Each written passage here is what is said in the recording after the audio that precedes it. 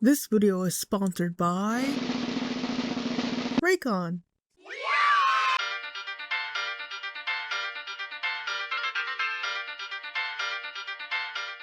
If you had to name a video game you think everyone and their mothers know, what would it be? If you guessed Five Nights at Freddy's, you're wrong, actually, because that title goes to Minecraft. Nevertheless, the notoriety of the Freddy's franchise lives strong. While it's not the highest selling video game franchise by a long shot, it's still one that anyone who spent too much time online in the 2010s can remember. Fondly or irritably, depends on the person. Most people were in it for the, main aspect of the game, which is horror. My channel is not new to spooky content. If anything, it's something it thrives on. A lot of my viewers seem to like being scared or simply disturbed. Though this video doesn't aim to disturb you with any horror content, I can promise you that some people still will be, since this video will be dedicated to ranking each and every single William Afton that we've ever been presented since 2014 on the basis of their objective hotness. That's a real sentence I just said out loud. So today we'll be asking the only question that truly matters. Which version of the Purple Man is the absolute hottest? According to me, because all of my opinions are objective fact. This video uses my opinion, the opinions of 400 other people, and 2 special guests that get a special little cameo. It's final season, and I am not doing great, but between the 800 milligrams of caffeine daily and the hundreds of pages of notes, one thing is keeping me afloat: Raycon's everyday classic earbuds. Right now my school is an active war zone, so I use the active noise cancellation a lot. It blocks out all of the noise within the student center if I can't get to a study room, and if I need to go get more coffee or help my body double stay awake, the awareness mode makes it very easy to help them up. They've also got multi-point connectivity, so I've been able to pair them with my phone and laptop at the same time. It's good so I can go between my lecture videos and Zoom calls very easily. I personally have the rose gold color because it matches my laptop, and they look so cute on my desk in class or even just at home. They're also super comfortable, which helps since I wear them for about 11 hours on campus. The main thing that makes it my go-to every day is really just the audio quality. It's seriously really impressive since you're not paying premium brand prices, but you're still getting really rich sound quality. Over 3 million people already use Raycons, and they come with a 30-day happiness guarantee, so if they're not up to par for you, returns are super easy. I've been using these through long campus day and late night cramming sessions, and honestly, I couldn't recommend them more. They're kind of carrying me right now through everything. If you want to try them out, click the link in the description box or go to buyraycon.com/fromy to get 20% off site-wide. That's buyraycon.com/fromy. Thanks again to Raycon for sponsoring this video. So I should note before anything that this is going to be tailored heavily on what I like, and I have a very specific type. That mainly being my boyfriend.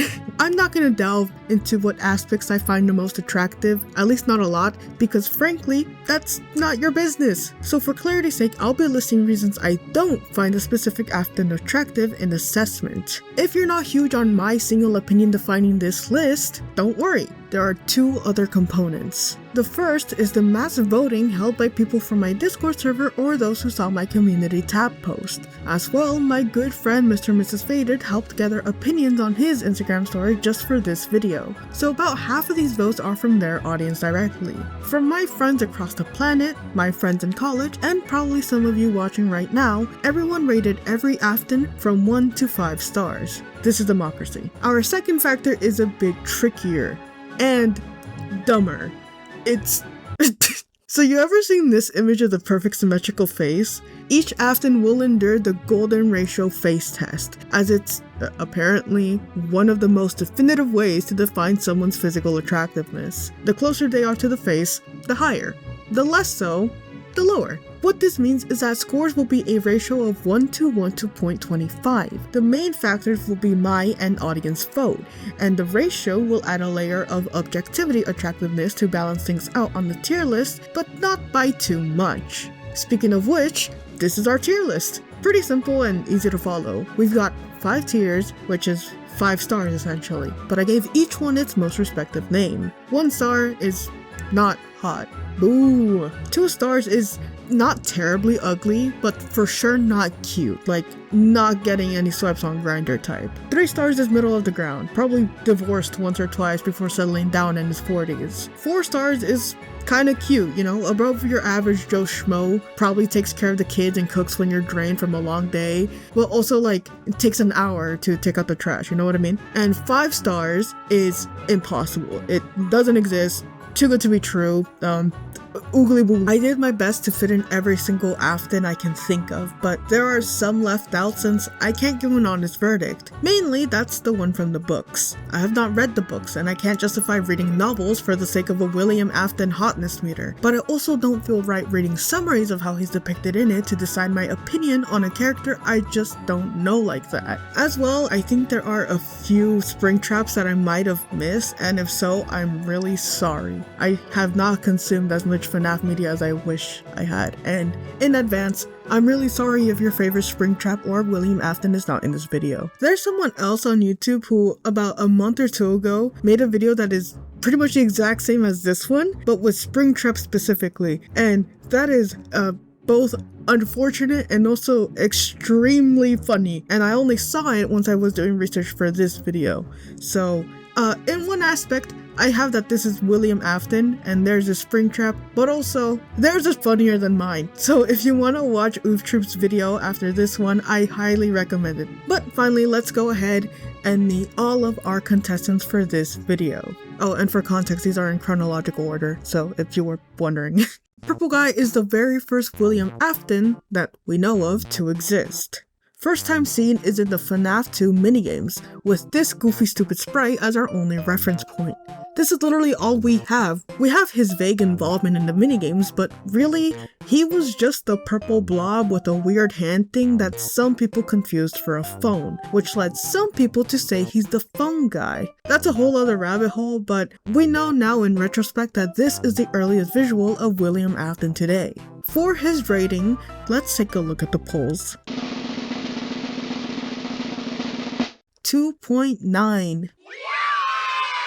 This puts him basically at a perfect halfway score, but just barely misses twice divorce status. Most people gave him a basic 3 stars, but when we compare his first and second half, more people voted him as a 1 or 2 rather than a 4 or 5. In respect to that, I agree. He's not exactly much to look at. I mean, he's like, what, 20 pixels? But while he should be a max 1 stars for me, he has a feature that I do admire. He's got very big hands. For me, his rating lands just a bit lower than most, sitting at a solid 2.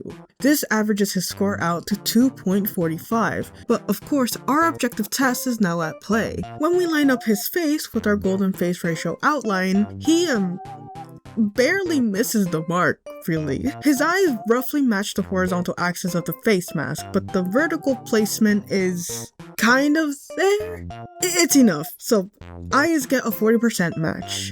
For the nose, he doesn't have one, so his nose is a 0%. For his mouth, he's very happy, but it is neither in the right spot nor the right size, so his mouth gets 5% match. For his facial outline, I'll give him some points since size-wise he fits top to bottom, but everything else he kind of misses. So facial outline gets 10%. For his overall symmetry, he is technically symmetrical, but only because he's about 20 fucking pixels. Plus his eyes are asymmetrical and I don't like that. So I'll give him a 30% match. His overall golden ratio score is a match of 17%, which for our chart is 0.85 stars. This is an unfortunate rating for the Purple Mint, and it sets his score average from 2.45 to 2.07. This goes from nearly midway to barely second tier. However, as I stated earlier, my friend Mr. and Mrs. Faded helped spread the list to a bunch of people for the scientific gathering of information, and for that generous contribution, I offered him the opportunity to put their favorite Afton up by 20%. That's basically just 1 star, by the way. Faded chose this bozo as his favorite, so...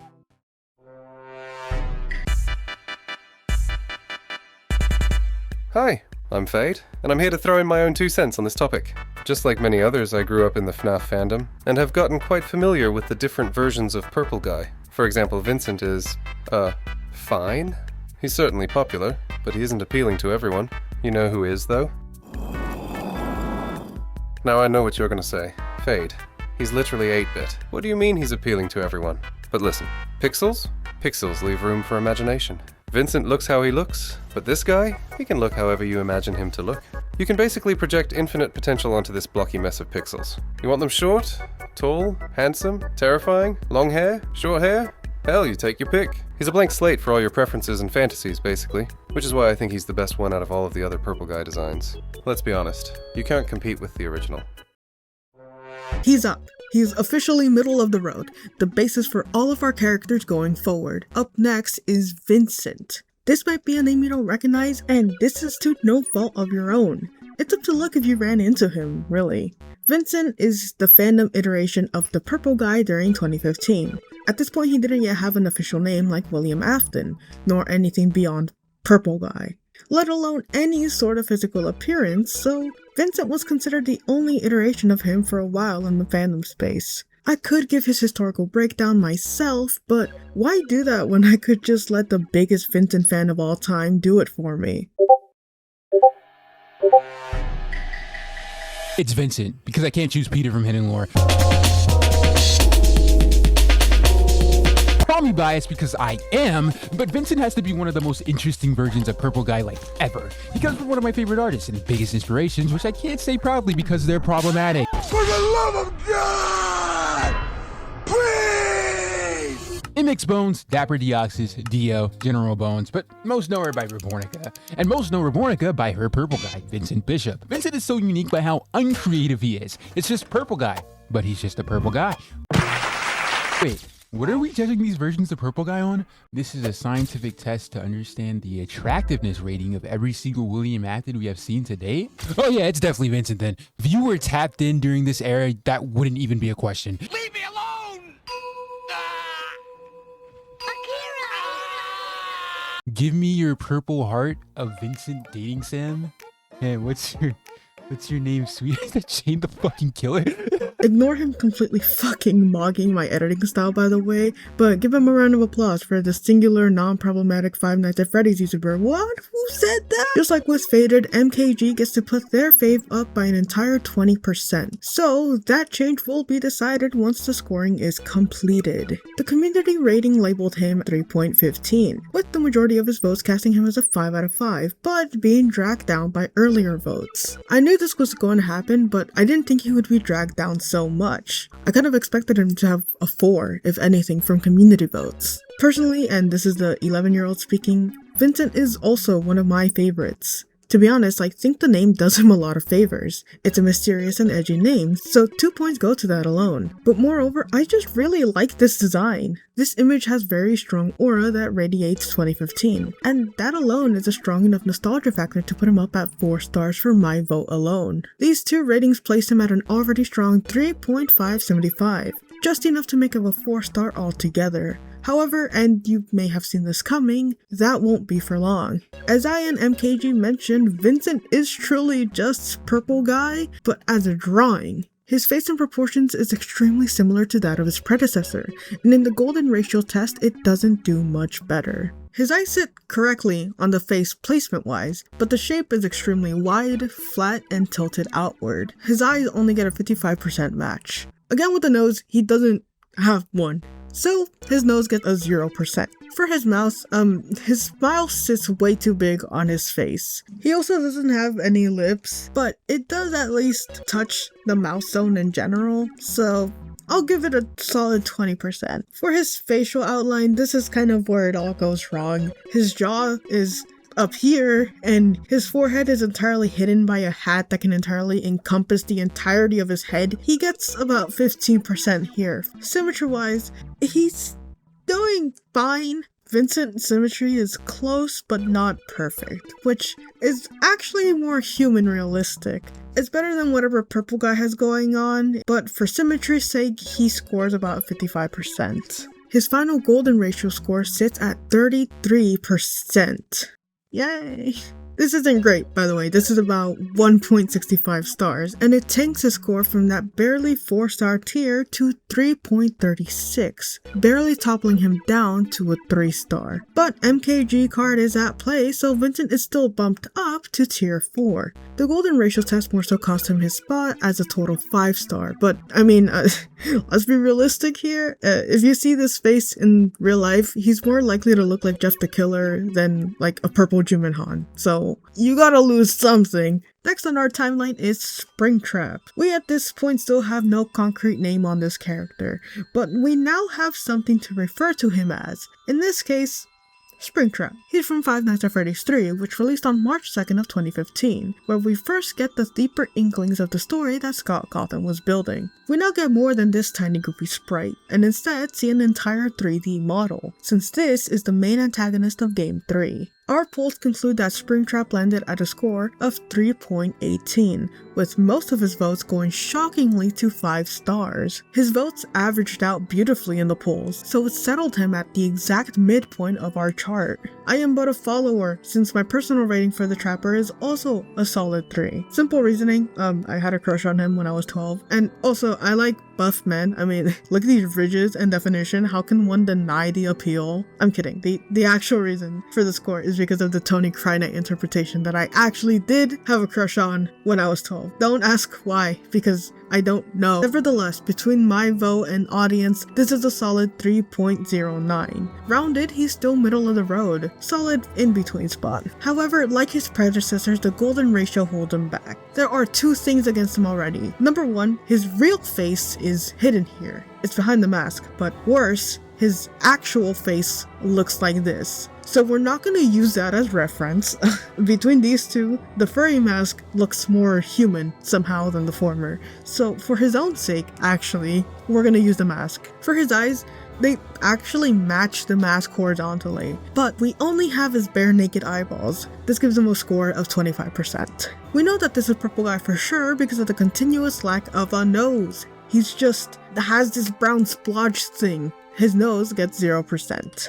He technically has a mouth, but it's placed too low, it's too wide, and it's too deep to match any human proportion, let alone that of the golden ratio. It gets an 8%. For his facial outline, there is 0 alignment with the geometry, except for the very outer border of the mask slightly matching the helmet shape, but even then, come on. His facial outline only gets about a 12%. For his overall symmetry, there is none. The center of his face does technically align with the center line of the mask, and that's the only reason he's not getting a 0%. I'm gonna give him a 10% for symmetry. This results with his golden ratio test at a whopping 11%. That is 0.55 stars out of 5 and brings his whole score down to a 2.8, from an easy 3 to a barely there 3. Our objectivity test hasn't destroyed his score, but his overall GPA is much less impressive considering he looks like this. However, for our first Springtrap, this is not weak placement. It's solid, and he deserves to go here, really. Our tier list is looking strong, but we're nowhere near done. So, next up, we have Voice Afton. I'm not kidding. When I was looking for iterations of Afton to include, I remembered vividly that our first inkling of his voice was in Sister Location. In Sister Location, we got our first real glance at the person William Afton. At the very least, who he was before he was transformed into the everlasting monster sword. There is no visual reference of him in this game. It's just his voice, which is provided by PJ Haywood, who also voiced Michael Afton. With that, we have 0 visual reference to go off of, but humans have 5 senses and hearing is one of them, so Voice Afton is here as well. Our polls score him at an impressive 3.64, the highest of all ratings so far. And may I repeat that at the end of the day, I am but a follower. I personally scored him a 5 out of 5. I thought his voice ate. Listen to this. She can dance. She can sing. She's equipped with a built-in helium tank for inflating balloons right at her fingertips.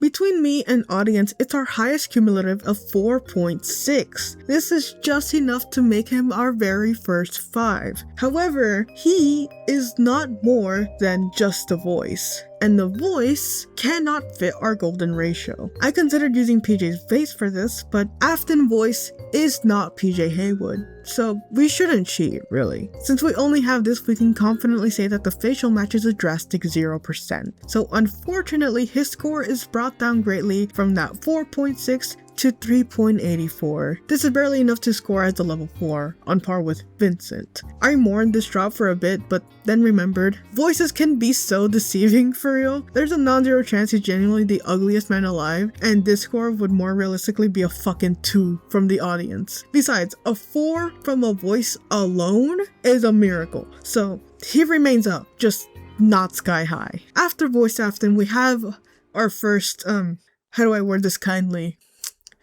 Our first ugly ass man. A pivotal moment for fans was 2017, when we were currently in the era of WILLTRAP. WILLTRAP was a theory that asked if William Afton, who at this point was named briefly at times in the books and in sister location, was also SPRINGTRAP. The end credits of Freddy Fazbear's Pizzaria Simulator fully concluded the correlation, pinning William and SPRINGTRAP as the same person. SCRAPTRAP is a later version of SPRINGTRAP after wear and tear. Emphasis on the fact he survived a great fire at the end of the third game, I think.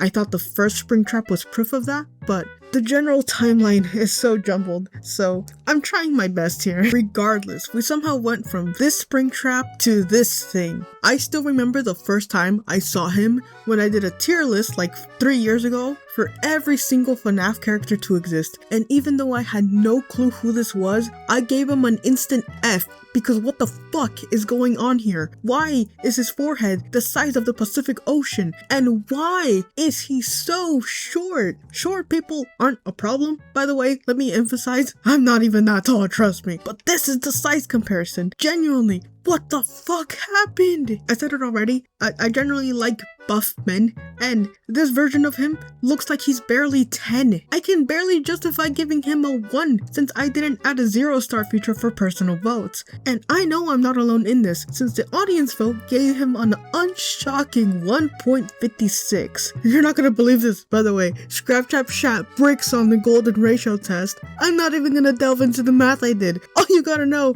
is he scored 5%. Again, he was SPRINGTRAP, who got 10%. How did he devolve so much that his already low score got halved? Needless to say, I'm not gonna do any of the math average because we can all use common sense and understand that he easily goes into our lowest tier, right where he belonged 4 years ago and right where he should stay forever. I thought I'd finally catch a break, but our next Afton is genuinely no better.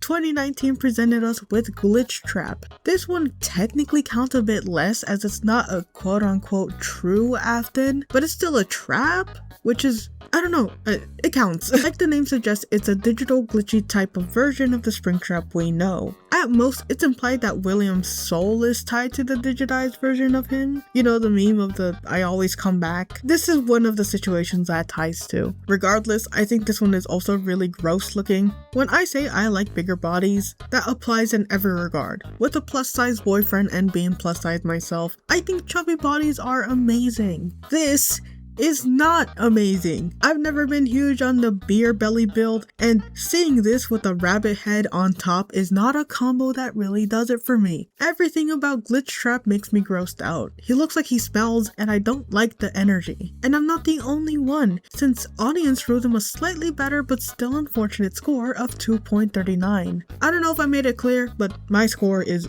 a 1. I'll give him the decency of explaining his ratio test, but I can assure you it's not doing him any favors. His eyes are shockingly pretty dead on horizontally, but vertically they're too big. It's matched enough to get a 50%, but that's still an F. He does have a nose, which already puts him ahead of SPRINGTRAP and Purple Guy, but it's a rabbit nose and not a human nose. It's small, round, and sits way too low for the golden ratio. It's more than everything before him, but it's still a 15%. Look, it exists, but it's too wide, too upturned, too toothy, and it looks more like an angry colon D face and not like a mogging face, so it gets about a 10%. For the facial outline, GLITCHTRAP has an itty bitty face that doesn't reach the bottom or top. His cheekbones actually match up super well, but everything else is struggling. So for this one, he gets about 20%. Now, his symmetry, he actually does pretty well here. Costume characters are designed to be symmetrical, and GLITCHTRAP is no exception. Compared to everyone else's symmetry test, he actually passed it. So, 65% it is. His golden ratio test is one of the highest scores with an entire 32%. This sounds great until you remember 32% is 1.6 stars. Average with our other two in proper ratio, his score is about 1.69. I mean, hey, it's a pretty funny number at least. Audience scores were enough to get him from 1 star to 2 stars. And you know what? That's fair. He's slightly more bearable to look at than Scrap, I guess, but barely. These two are the lowest on my scoreboard, so I won't ramble for long on my hatred anymore. Still, here's the tier list as of now, and let's continue to our next Afton. Security Breach was released on December 16th of 2021, which is, making me realize just how old I am, actually. Oh, that was 4 years ago already. You see him when you get the alternate ending called Burn It All Down. This Afton is specifically called BURNTRAP. It's a smart naming convention, I know. This makes it his, second or third time being burned up, and he's not holding up great at this point. It's pretty ambiguous if Afton is really him. At this point, lore of any kind gets really messy, so like before, at the end of the day, he's still a trap, so it goes on the list. Audience felt much less generous and awarded him a sad 1.66, which actually shocked me. I thought it'd be a 2 or 3 average, not a cumulative 1 basically. But the chart doesn't lie, majority voted 1, and some outliers voted higher. Now, I'm not gonna lie, I think he's really ugly. I mean, like, look at him. But I rated him not a 1, but a 2. My reason for voting him lower was because, I'm not really a fan of tiny waist. This goes for men and women. I generally dislike the absence of organs, and BURNTRAP kind of falls into that area of just not having any. Plus, again with the muscles, he's kind of lacking them, so I'm not huge on that. But I will give him credit, he's tall again.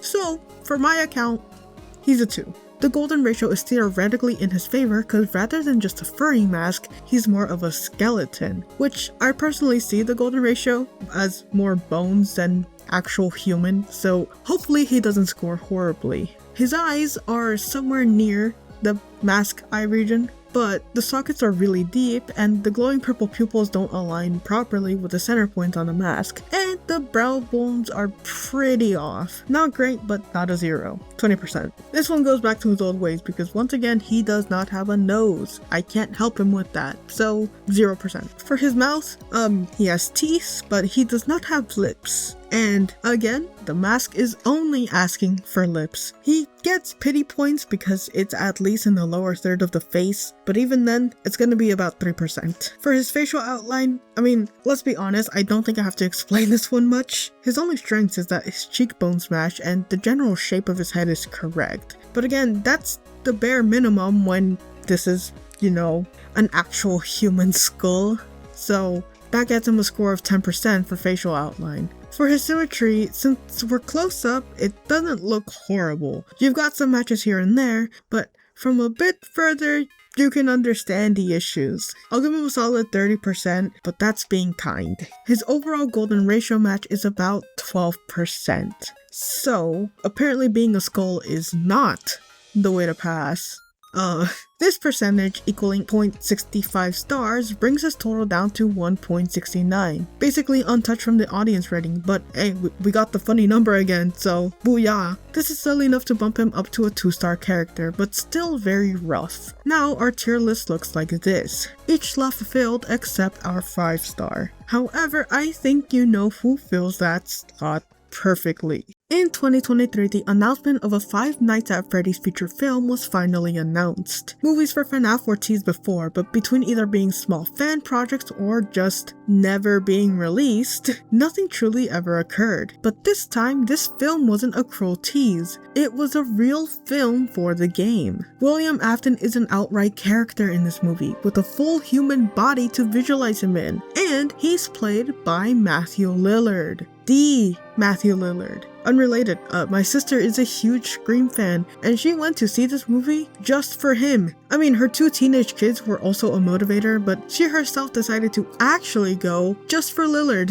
Not only do we have a full human to visualize William Afton as that isn't a stupid purple silhouette, but we also have him in the full Springtrap outfit. This movie takes a lot of creative liberties and separates itself quite a handful from the games. A lot of people dislike that, but I personally really enjoy the angles they took. I think having the animatronics, which are, children acting like children, was a better play than just making them chase and kill people. That works for the games, but for a movie that's narrative driven, this just works much better. That said, William Afton is also a pretty unique character in the film compared to predecessors in games. Not something bad, but something to keep in mind. Our audience score for the film adaptation of Afton is unsurprising but still impressive, standing at 4.3. This is our highest score alone, beating Voice Afton and standing at the highest. Now, I pride myself on being someone true to my word and holding basically zero bias towards any topic, honest,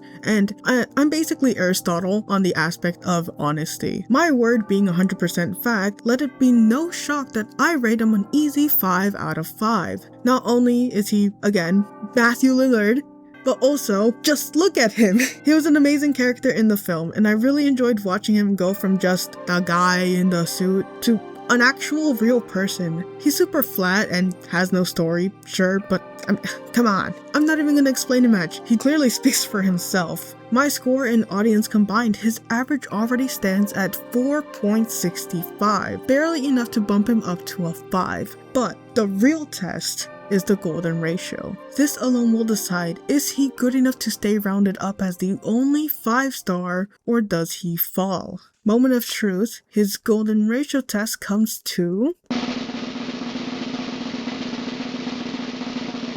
71%. An actual score! Yay!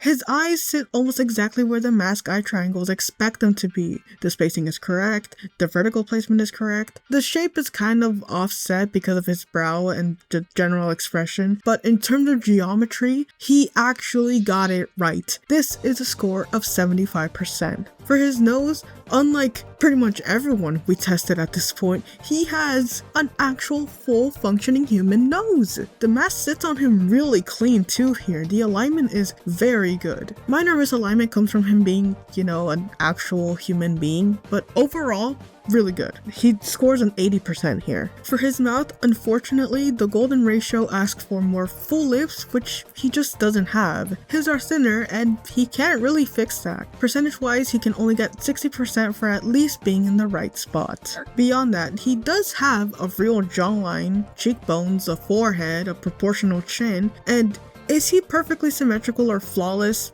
No.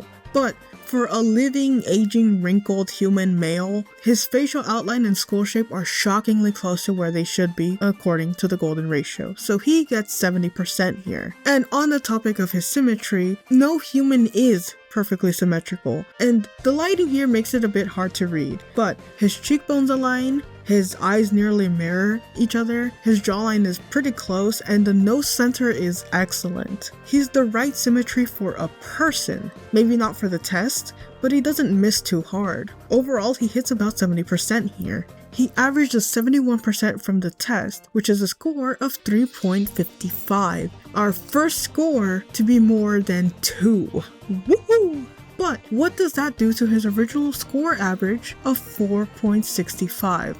Altogether, his score averaged out to 4.52. by 0.02, movie Afton barely makes it over the line and stands as the singular 5-star Afton on the list. Standing tall, standing strong, would you believe it, the singular real human being is the most attractive William Afton among audience votes and a supposedly objective attractiveness test indicator. Our tier list is complete, and now we know the best to worst Aftons on a scale of hot to not. It's beautiful. Really, it really is. To be honest though, I'm not sure that all my ratings were actually fair. I said it pretty blatantly a few times, but most of my votes and ratings came out of nostalgia rather than anything. And I don't think I'm wrong in saying that a good chunk of the audience votes came from similar sentiment. When the first Five Nights at Freddy's came out, I was 9. Now, I'm 20. I don't really know what to do with that, to be honest. I kind of am not used to being more than, 15 still. I stopped consuming FNaF media over time since I was just growing up. That's why it was mostly baby me speaking for this video. The last time I consumed media for it again was when the movie came out. The movie came out 2 days before my birthday, so I watched it on my birthday. And that was the day that I turned 18. When I became a quote-unquote real adult, that's when I consumed my last bit of Five Nights at Freddy media. I guess it's kind of poetic in that aspect. All this is to say, I think most people didn't vote based off of attractiveness. I think they voted based on the version of Afton that they grew up with, or at least the one that they enjoyed the most as they did. If you were anything like me, and if you're still watching at this point, I'm sure you were, you know that Five Nights at Freddy was everywhere online when we were kids. The fan animations, gameplay, the comics, the songs, all of it. Whether you loved them or hated them, they shaped the internet we grew up on. So I don't think anyone was really picking the hottest Afton. I think everyone was picking the one that made them feel something back then. And honestly, that's kind of beautiful. I miss being younger, not worrying about everything that exists now. But being able to bury my mind into FNaF content makes me forget where I am. And every time I do, even for a stupid William Afton Hotness rating video, I just remember everything that made life so much easier back then. And I think that's enough.